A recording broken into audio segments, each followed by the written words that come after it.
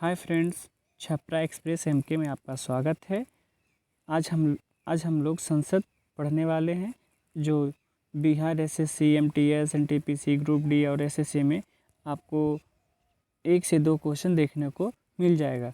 तो टाइम ज़्यादा नहीं लेते हुए हम डायरेक्ट पढ़ाई की बात करते हैं। अगर आपको वीडियो अच्छा लगे तो हमारे चैनल को सब्सक्राइब कर दीजिएगा। ये मेरा यूट्यूब पर पहला वीडियो है, ज़्यादा कुछ नहीं बोलूँगा आपसे। तो चलिए हम लोग पढ़ाई पे बात करते हैं। आइए, संसद हमारे देश में संसदीय प्रणाली ब्रिटिश की संविधान से लिया गया है। कहाँ से लिया गया है? ब्रिटिश की संविधान से। हमारे संविधान में अनुच्छेद नंबर यानी कि आर्टिकल नंबर 79 में संसद का उल्लेख किया गया है। कहाँ किया गया है? 79 अनुच्छेद में। तो संसद को हम 3 भागों में बांट के पढ़ेंगे: लोकसभा, राज्यसभा, राष्ट्रपति। और ये संसद के महत्वपूर्ण अंग भी हैं। तो आइए पहले हम लोकसभा के बारे में पढ़ते हैं, जानते हैं। लोकसभा को संसद का निम्न सदन भी कहा जाता है। क्या कहा जाता है? लोकसभा को संसद का निम्न सदन भी कहा जाता है।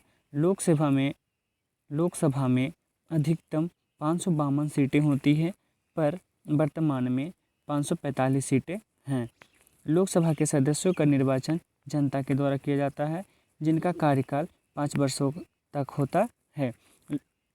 ये जो पॉइंट कह रहा है कि लोकसभा के सदस्यों का निर्वाचन जनता के द्वारा किया जाता है, जिनका कार्यकाल कितना होता है?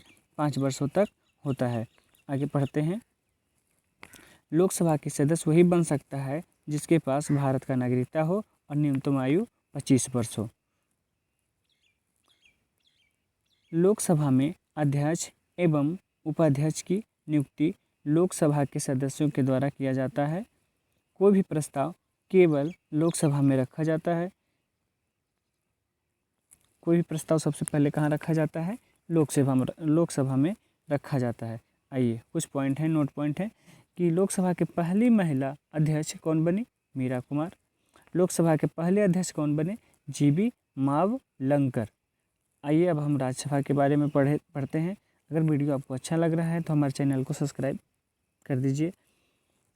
राज्यसभा के बारे में जानते हैं। राज्यसभा को संसद का उच्च सदन कहा जाता है। क्या कहा जाता है? राज्यसभा को उच्च सदन कहा जाता है, संसद का।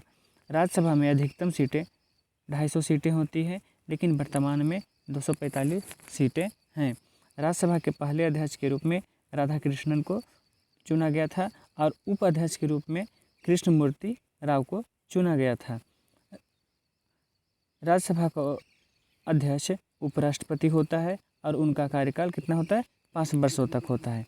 राज्यसभा का अध्यक्ष उपराष्ट्रपति होता है, उनका कार्यकाल 5 वर्षों तक होता है। राज्यसभा के उपसभापति को राज्यसभा के सदस्यों के द्वारा ही चुना जाता है, जो राज्यसभा का ही एक सदस्य होता है।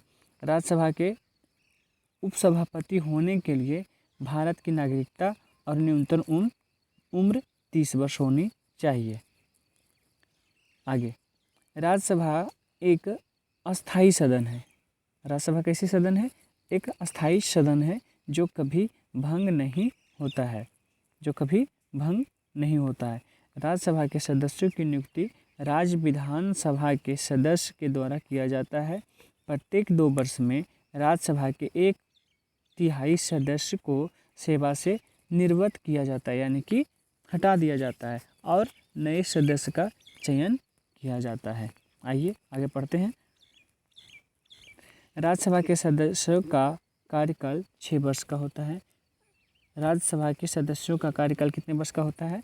6 वर्ष का होता है। आगे, राज्यसभा का उल्लेख संविधान में 80 अनुच्छेद में मिलता है, यानी कि आर्टिकल नंबर 80 में मिलता है। किसका? राज्यसभा का। अब हम कुछ संसद की समितियों के बारे में जानते हैं। महत्वपूर्ण समिति हैं, उनके बारे में जानते हैं। पहला है लोक सेवा समिति।